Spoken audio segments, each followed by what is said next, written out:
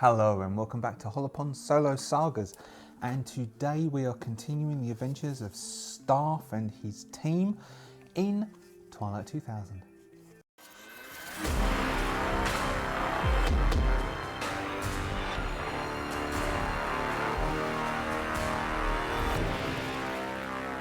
Yes, and we are now starting our 18th episode of this second series of Twilight 2000, where we are at the moment in the prison, which is a scenario site within the referee's manual in the core book box set, rather. We will continue to explore around here where I've actually managed to get a look at, there was somebody did a review of Hostile Waters, a video, a review, and they showed the map. I don't think the map's going to work for us, sadly, because the map is to the north of this map that comes within the box set. So it goes up past Warsaw, up to a place that I can't remember how to spell it, but I had to copy it off the video. But it travels to the north, and we're at the moment traveling west towards Berlin, basically. And although Berlin is on the map, it's to the northwest of where we are. So I mean, we could incorporate it in if we received instructions to get to Berlin. But at the moment, if we're just heading directly west, the Hostile Waters map doesn't do that. So I'll rethink that, or we'll see what happens. I've got a funny feeling that this series is going to end with whatever happens at the prison happening, because we're on episode 18. So where did we leave? Thank you very much to subscribers for returning. If you're not a subscriber and you are a reoccurring viewer, do consider subscribing, and then you can be highlighted when I bring out new videos, not just Twilight 2000. I'm going to, this week, I will be recording, and you will see later on this week, the Electric State. We'll do character creation and discuss the journey. We're also running a Cyberpunk Red at the moment, and we have many other things to come. Some Star Trek, possibly.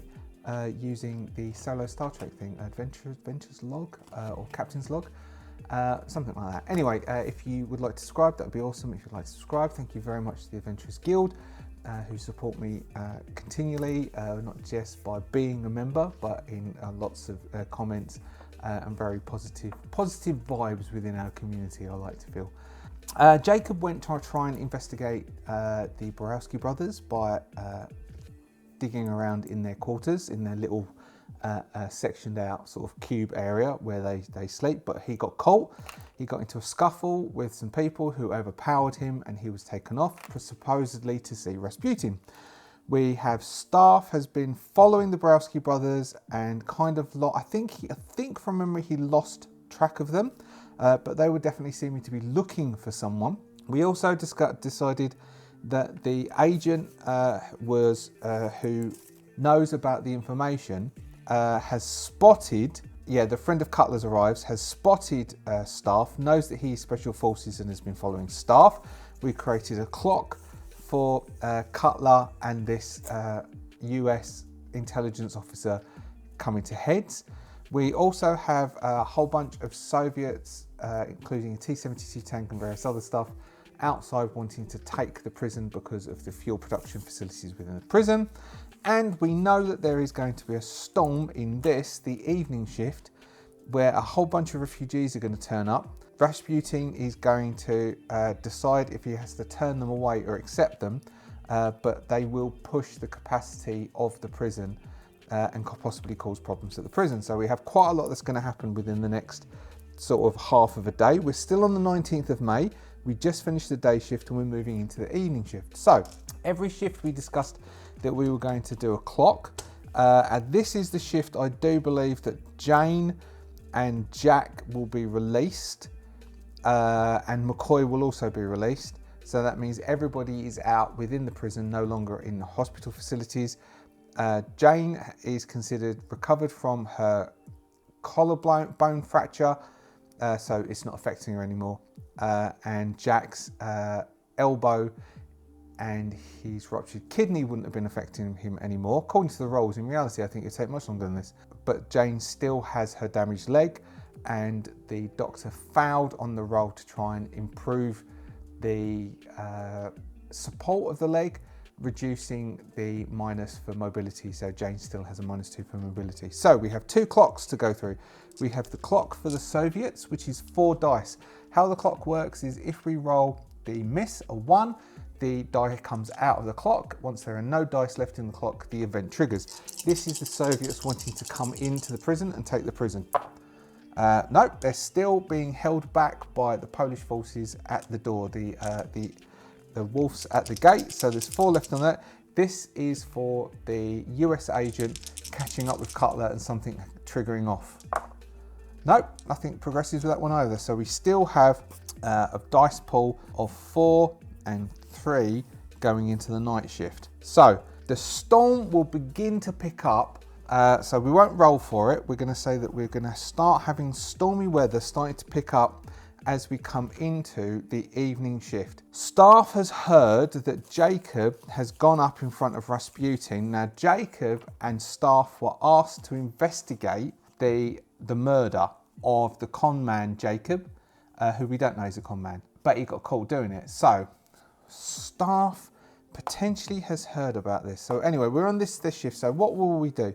So I think as the storm comes up, Toby is going to try and secure the Bradley and get it ready to move. Jacob is of course under arrest. McCoy would come back and start hanging around with staff. So staff will go and meet Jane and Jack. Now we've got a few things, haven't we?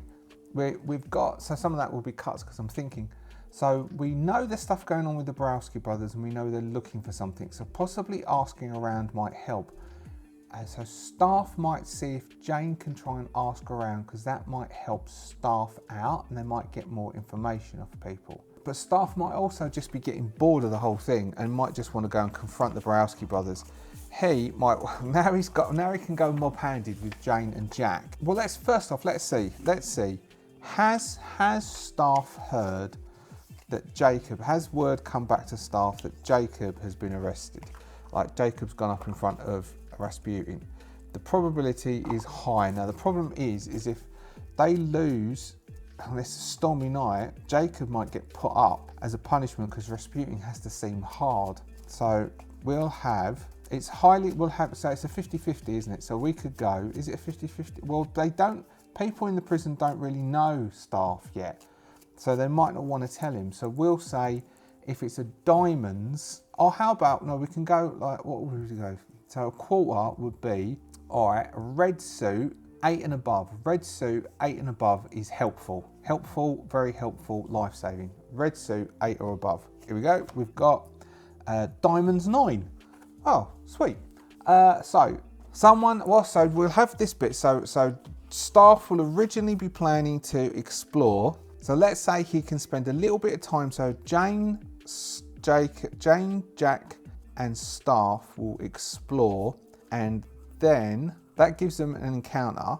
Then we can have they are told about Jacob and they go up to Rasputin to basically argue Jacob's case, and we can see if they can succeed in getting Jacob off the hook, because Rasputin will then have to explain to them that he can't be seen as weak. So first off, we'll have Toby is going to try and secure the Bradley from the storm, which he's got intelligence of 10 and he has a recon of 10. He gets 1 hit. Shall he push this one? He's going to push this one.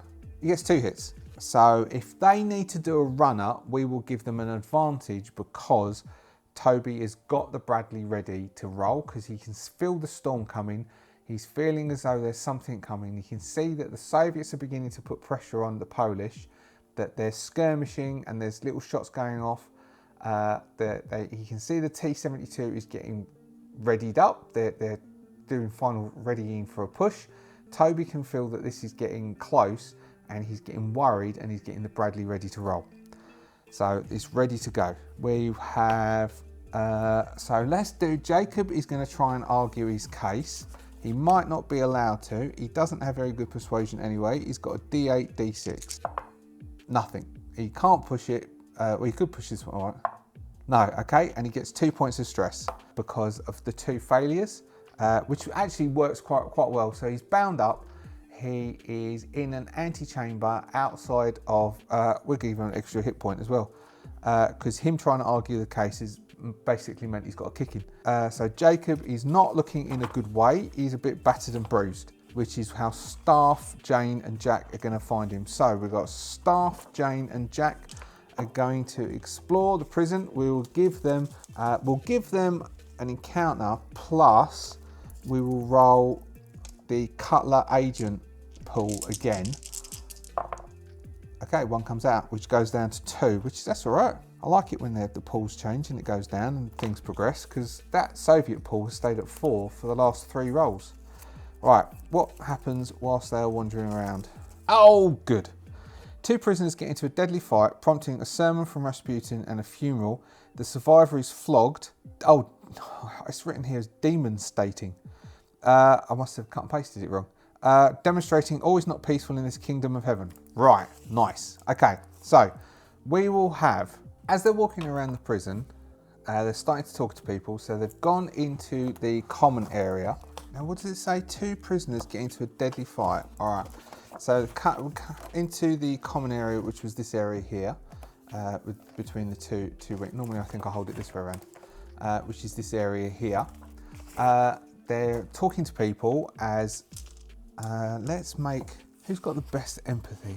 They've all got the same D8.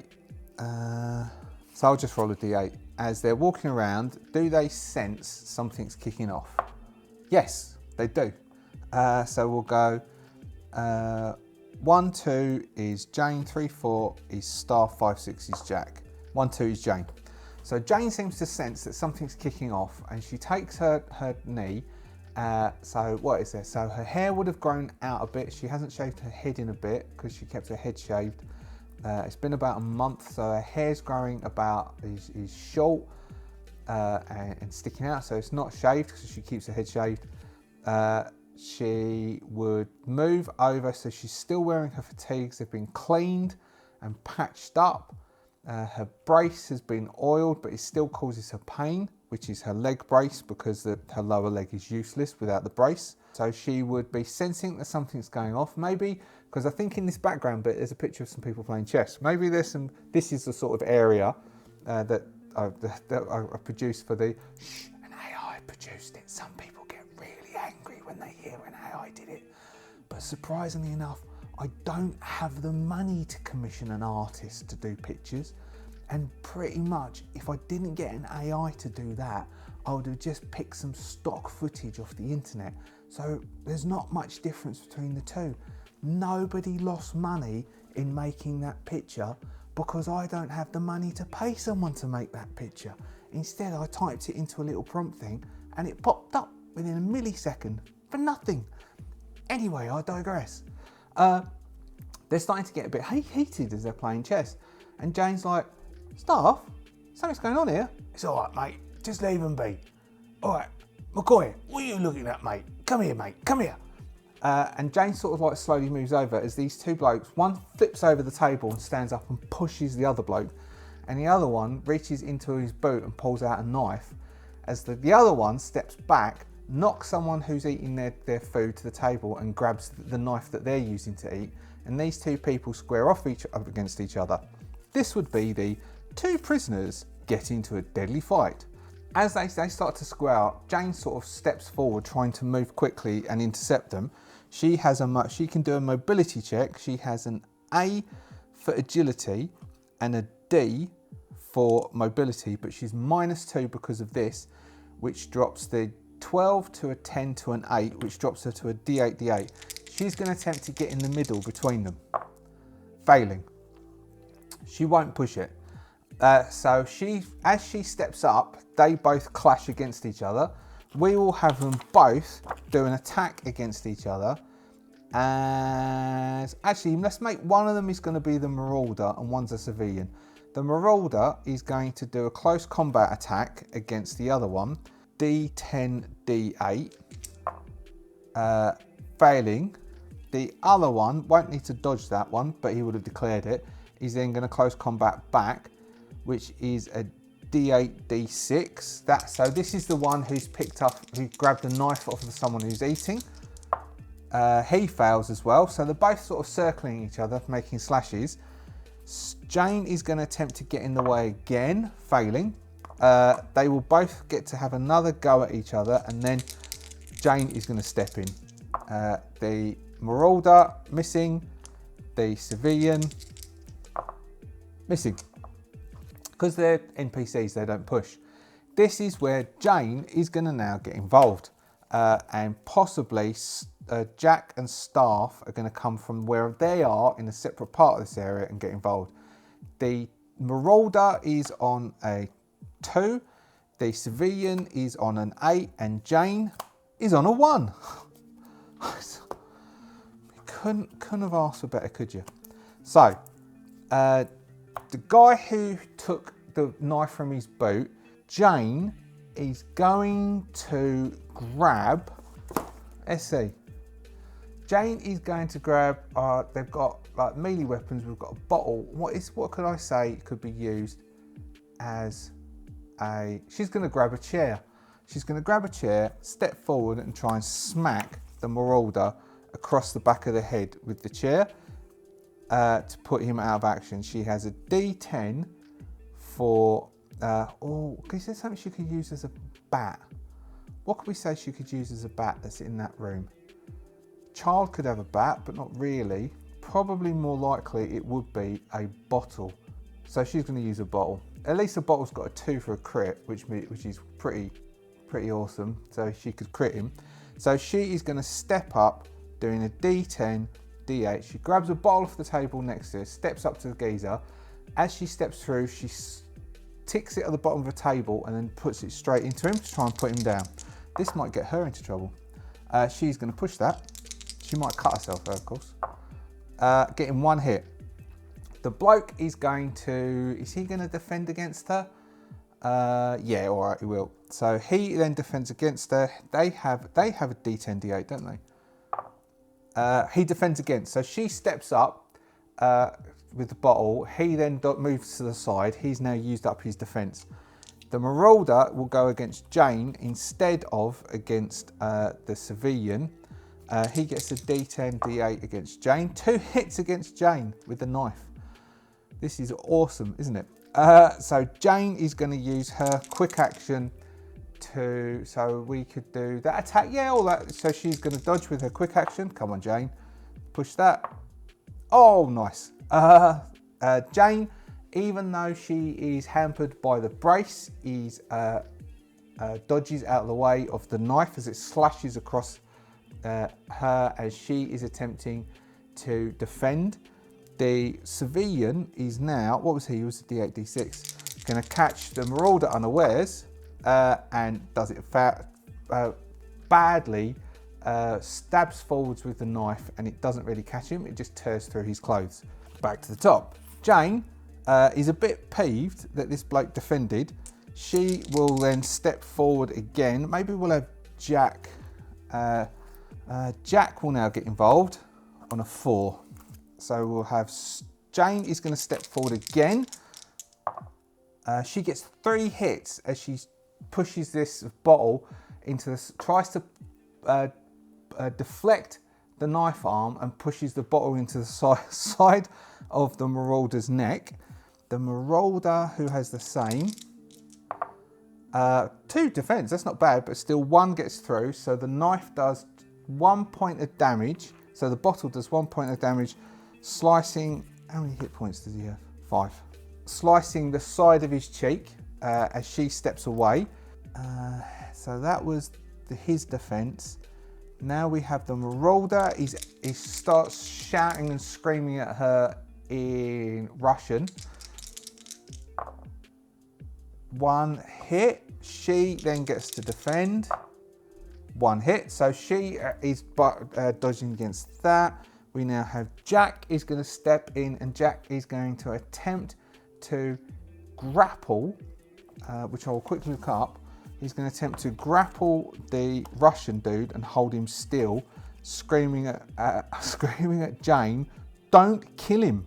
Right, if Jack succeeds, They both drop to the ground. The knife comes out of his hand. The Marauder can't defend against it because he's already defended against Jane. And so Jack has basically put him to the ground. So Jack jumps up on him from behind going, right there, just pack it in, why don't you? I'm quite proud of that one. I haven't done that in ages. Hell, Jane, don't kill him. Not so good. He's got a D8 for strength and a D6 for close combat. Does he get anything? If he does that running charge, if he runs in, I think he gets a bonus if he runs in. Gets +2. So he's going to do a diving blow. +2 would go D8, D10. So he's going to do a diving blow. Jack is going to run in screaming. He's going to push it. One hit, that's enough. One hit is enough to put the Marauder down, which does 1 point of damage as he bundles him to the ground.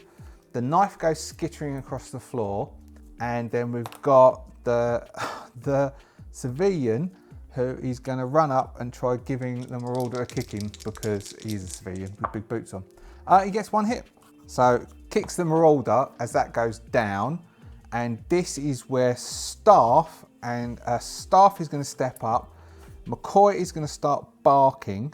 It's kind of changed it because this doesn't have it's not a deadly fight because we intercepted it, so there is no funeral, but it means that Rasputin is going to get even more, so we can all feel, everyone in the prison feels that stuff's getting on edge and that we'll be taken, so this is why we're then taken off to see, so that bloke would also be taken off. And Rasputin is going to be a bit peeved that all of a sudden he's got several things he's going to have to adjudicate on. So Staff will step up and he's going to attempt to do a persuasion roll to get everyone to calm down. All right, calm down. That was terrible. Oh, 2 hits. Brilliant. All right, we'll count that as. So everyone starts to, he steps in and screams at the top of his voice for everyone to calm down, for them to sort themselves out, and we can't have this going on anymore. And he successfully gets them all to step back down again. The civilian bloke drops his knife, and then he is going to attempt to sort of drift into the background. We will give him, if he can do a success on a recon, which would give him a D8, D6, he kind of blends and just disappears. No. So people identify who he is. People know who he is. Some of the Polish security, so some of the Polish army who has been running security in the prison, now come running into the scene. They grab Jack, they grab the Marauder, they grab Jane, it's Jane, let's see if Jane can drop her bottle in time. D8, D8. Yes, Jane drops the bottle and starts to look a bit innocent. So what I did was intelligence and recon. I thought recon might be the best one for that. So the Marauder gets arrested, Jack gets arrested, Staff is asked to come along because of course Jacob's already been arrested. This is how they find out. And they all get taken off to Rasputin. Now, so that one is out of the pool. We've still got in the pool some Marauders, but one of the Marauders is there. So that we can deal with as well, as Rasputin doesn't recognise this bloke, wants to know who he is. The US bloke and Cutler would have seen this all going down, so they're aware of what's going on. We've got a lot going on at the moment. So we go up to Rasputin. So at the same point as we go up to Rasputin, it's evening time. We know that there's some, so the storm is beginning, the rain is starting to pick up outside, and we're starting to get the first sort of flashes of thunder. The storm, we know that there's a heavy storm that's about to hit overnight. This is where we've got a whole bunch of refugees have turned up at the front door. So as we go, it'll get dragged across the courtyards. So Staff is just following with McCoy. Jane is following with Staff. Jack and the Marauder are being frog marched across. We get in there, we see that Jacob is tied up or handcuffed and looking a bit battered and worse for wear, and he's like saying, I'm sorry Staff, but like spitting blood and with bruises starting to come up on the side of his face. Staff will be going, what you done to him? And that's where Rasputin will walk in. I'll find Rasputin in the book. Rasputin is going to come in, and Rasputin is going to be absolutely beside himself in rage that all of this has just kicked off simultaneously, that he knew that the place was a powder keg, and then stuff's gone off. So he starts to shout and scream, realises that he can't do that in Polish anymore, Russian rather, and so will then drift back into English. Will check himself because he realises he can't say stuff that he's not allowed to say, and he needs to make a judgment. So first off, so there's loads of people, and then we find out that there's all those people outside waiting to come in. So what shall we have? Let's do a Soviet roll, just because this feels like a point for the Soviets to start trying to come in at the same time. Oh, one down. We're not even on the night shift yet. So we're all standing there. Rasputin is furious. He's got a Bible in one hand. He walks over to the drawer, to his set of drawers, and he picks up his pistol and he comes back over. So what do we have? So that was, he starts to, I'm gonna make him make an empathy roll. He's got high empathy, he's got an empathy of A. Empathy, empathy and intelligence, which is a C and an A, which is a D8, D12. If he gets no hits, he's going to resolve this here. If he gets a hit, he's going to think to himself, this is going to be better off done in front of everyone, and he's going to call everyone outside to the yard. And in the rain and the storm, he is going to make the decisions about everything in front of everyone. Fail, he'll push that. I know he shouldn't because he's an NPC, but okay, 3 hits. He decides that it's also because, I mean, if it was 2 misses, if I didn't get any hits on the second one, it'd be fine, he'd do it in the room, but it's a bit more dramatic. So he's going to call everyone, he's going to drag everyone outside, he's going to tell the sort of like the summoning together bell to ring, and he's going to call everyone into the yard, which is the sermon bit that the other one talked about. Now, more refugees. He can use the more refugees, and we've also got the marauder bit. So as that marauder, has he recognised that this bloke isn't someone who's normally in the prison? He's got a recon of D, so possibly, so it's a CD, so that's a D8, D6. And if he fails this, we'll give him a second roll where one of his staff might notice. Okay, he gets a hit. He knows that this marauder is not one of his flock, he's someone else. He also knows because staff told him, and he heard rumours that there's people infiltrating in. So he doesn't know who this bloke is, but he's not someone who should be here. So he's who he's going to start on first. Everyone is formed up in the yard. They're all outside in the yard. The rain has begun falling. It's started to go dark as the sky is looking heavy, dark and grey. Thunder is beginning to clap as people are standing outside in their thickest jumpers and coats, holding tarpaulins over their heads. Some of them have got umbrellas that they've been able to grab umbrellas. Some of them were wearing rain slicks, but mostly we've got several hundred people standing out in the yard working out what's going to happen, as some of the Polish guards are impromptu building up the stage, which is often used by pulling out the pallets and setting up a pedestal for Rasputin to stand on and give his sermon.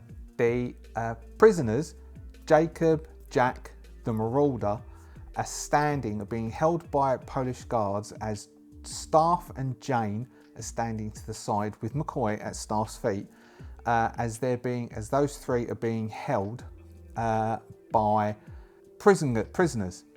Rasputin is going to step up, and Rasputin is going to first off point at Jack and Jacob and tell them to be moved to the side, and he's going to point at the marauder and he's going to say, "Who are you? You are not one of us. I know who they are. I don't know who you are. I know others like you have been brought into this prison, and you are here to do bad things.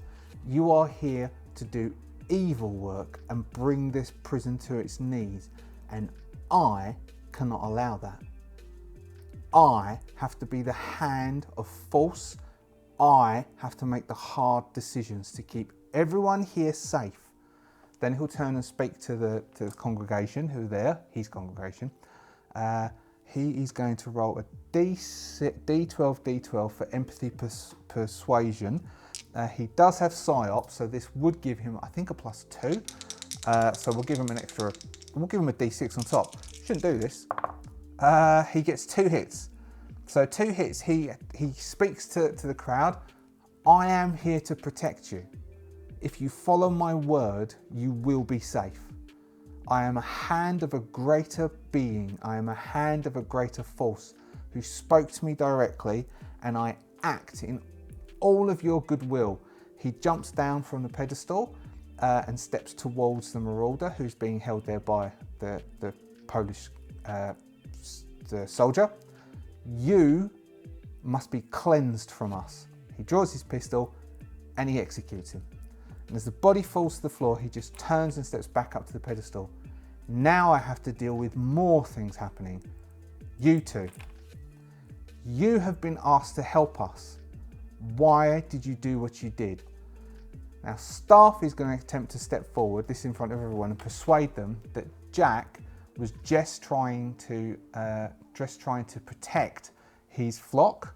Now if Staff makes the roll, everything's okay. But next we're then going to have what does Rasputin do? So the marauders, we know there's one more marauder left in here to deal with the refugees who are about to be at the door. So Staff has got a D8. Staff is now panicking because if the same thing happens to Jack or Jacob, he doesn't know what he's going to do. He gets 1 hit. Will mean that he does a persuasive thing about Jack. Rasputin is going to agree that Jack was trying to protect the flock from this evil cancer that has grown within the prison, and Jack is going to be released from the Soviet prisoners and to join with others, which leaves Jacob standing there. And this is where Rasputin knows that Jacob and Staff were asked to do a job, but he can't talk about that because that then is acknowledging. So we're going to roll 3 of these, and if any of them cancel, we will say that the refugees turn up at this point, and Rasputin is going to use that as an excuse to not have to deal with Jacob just yet. But if they don't, then Jacob is going to be dealt with. Absolutely outstanding. So 2 of them. So just as Rasputin is on a rant, on the way to try and basically ranting to try and create time and space for him to think of what to do next with Jacob, because if he does something to Jacob, he has lost Staff who might help him. Come on, let's see what happens to those. To the Soviets. The Soviets are outside. Let's see what happens to the Soviets at the same time. They see all the refugees turning up, and let's roll Cutler, the security bloke as well. No, he knows it's better to. So the security agent knows it's better to stay in the crowd at the moment. This is getting a bit too heated.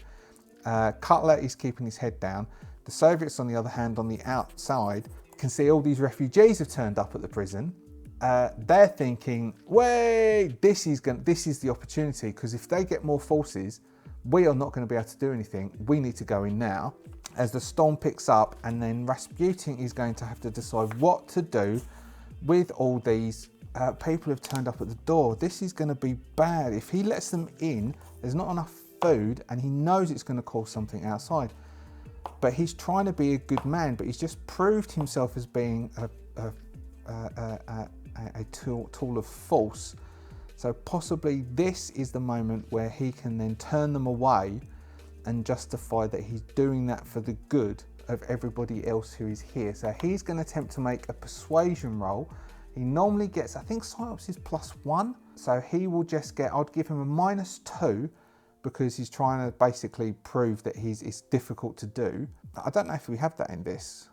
This was from Alien. So he would get a D12, +1, -2 would give him a D12, D10. D12, D10, he's going to attempt to give a speech to the people about how, though that there are now refugees, yes, one will do, that there are refugees at the door, they cannot take any more. the storm is coming, and he'll use the figurative storm to be the actual storm. Is coming, and the storm is going to cause us more damage than it will our crops. We need to protect our crops, we need to protect our people, we need to protect ourselves, and we cannot do that by allowing more people in here. The people outside, we don't know who. That's what he's going to do. We don't know who of these people are really refugees and who of these people are other people coming to pull us down from the inside. And he will tell the Polish troops to send them away, and if they do not leave, kill them. That is going to make everyone in the prison who are just civilians even more on edge that this is now getting a bit too extreme. And that might send, if they do have to, then that might send the Soviets outside, which will bring them even more on edge, and I'll make that roll again. Now, is Staff, no, Staff will want to talk to Rasputin afterwards and try and tell him about the Borowski brothers. The Borowski brothers, but that might not be a good idea because I don't think Rasputin would want to talk to Staff after this. Everyone is soaked now because they've been outside for ages listening to Rasputin. No one can go anywhere because when Rasputin gives a sermon, it wouldn't be a good idea to go anywhere. So we now need to resolve what happens to the refugees outside. So we need a persuasion roll. Jacob's not going to do it. Rasputin is not going to do it. So let's have one of a Polish officer who's got a B for empathy and a D for persuasion. So that's a D10, D6. And D10, D6 is going to go out and try and persuade them that they can't do anything. And then we'll have Staff. Staff might say about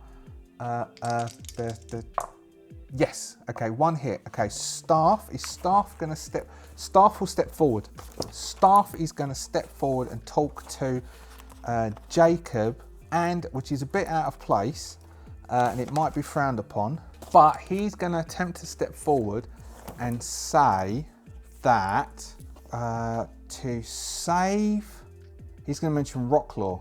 So he will say to save the prison, he's going to attempt to say to save the prison.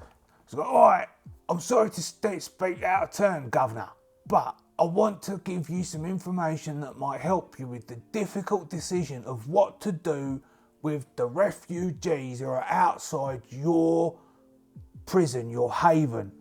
You do not have to turn them into the night. You do not have to kill them. There is another place you can send them to. There is a city that is being rebuilt and is actively accepting refugees who are willing to help. Rocklaw, it's not that far away. You should know where it is. You can send them there. All right, now just give him a, what has he got? He's got a D8, D8, a D8, D8. Come on, Staff. Yes, one hit, that'll do. One hit, which was a 6, not a 7. So he gets one hit. I do not mean to speak out of turn, Governor, but I think this information is important to you to allow you to still be an upstanding person of good moral integrity and protect your people at the same time. It's not an easy thing to do, and I think everyone here understands that you make the hard decisions that they can't make, but you don't have to turn them to the night, you can turn them towards Rocklaw. The storm is coming up and they can still get there in time. Maybe you might let them camp outside. I don't know. That's up to you, but that's a decision that you can have. Is he going to make, let's give him, so he might decide that if you can make an empathy roll and get a hit. Yes, okay, so he will decide, so Staff has gone massively up in his consideration, and he will decide that they can camp outside, but they can't come into the prison. Then with the dawn light, they must move towards Rocklaw and be given directions to go. They cannot spare anything. That which might mean, I could do another, let's do another roll for those Soviets, because they've seen all of this. Nah, they're just paying attention to this all. Even the skirmishes have broken off because both the Polish troops outside and the Soviets are like, what's going on? There's like all these bunch of refugees turn up, and then some people come out to talk, and then because of that speech, Rasputin will go out and then talk to them. D12, D12. Actually, we'll make that D12, D10 because this is not news they want to hear. 2 hits. So Rasputin, so they all start setting up camp. Pouring rain starts as the evening shift ends and moves into the night shift. So we are now going to move into the night shift, and at that, we might end, because I've got a feeling that next couple of sessions is going to be all hell's going to break loose. So we will end there as the Jacob is going to be released to staff. People have sort of like forgotten about Jacob anyway, because that was the smallest things. The body of the Marauder is turfed out, which means that we now have 2 Marauders left in the prison who might be deciding that it's not worth their while causing any problems here. The Borowski brothers are still looking for Cutler, who hasn't made his surface yet, and Cutler might approach staff during the night shift when they're all going to attempt to sleep, which might be a nice point for things to kick off. A nice run from the prison. That might be a nice cap to the story. Thank you very much. If you're a subscriber, thank you very much for being a subscriber. If you're not a subscriber and you enjoy my impromptu make it up as you go along storytelling, do hit the subscription button, because there's lots more of that where that came from. Thank you very much for the Adventurers Guild and for all of the support for joining the membership. If you would like to join the membership, that's awesome. You get early access to the videos. Every now and then I put up a special video which only the members get to see. I'm going to be recording some of the games that I bought at PAX, the solo games. They will go up for the members only views. We also have some videos up there with Mandy and I playing duo role-playing games. We have a marching order that's going to go up as well very soon when we manage to edit it, and we're also going to be playing The Score and Partners, 2 games by Steve D. Tin Star Games. That's if you become one of those members. Otherwise, thank you very much for your support by putting comments. Thank you very much for coffee thanks, which is in the description. You should have a link to do that. Or for the super thanks, which is in the little thing underneath. I can't remember what it's called. Thanks, I think it's called. Any of that support is awesome.